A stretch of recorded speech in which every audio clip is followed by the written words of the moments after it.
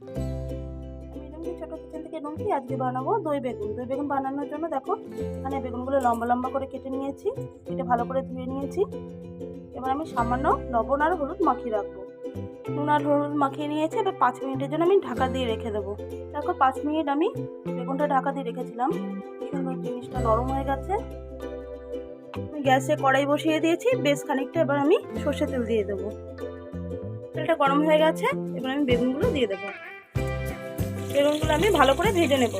কালো জিরাটা ফোড়নে দিয়ে দেবো।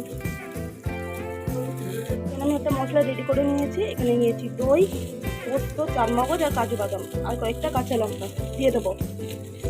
কোনো নাড়াচাড়া করবো না, ওতে আমি একটু 1 চামচ মতন চিনি দিয়ে দেবো। দিয়ে ঢাকা দিয়ে রেখে দেবো।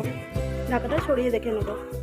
এবার আমি ওপর দিয়ে অল্প একটু মশলার বাটিটা ধুয়ে জলটা দিয়ে দেবো। বেশি নাড়াচাড়া করা যাবে না, নাড়াচাড়া করলে কিন্তু বেগুনগুলো ভেঙে যাবে। আবারও আমি ঢাকা দিয়ে নেব। উপর থেকে কসুরি মেথি দিয়ে দেবো।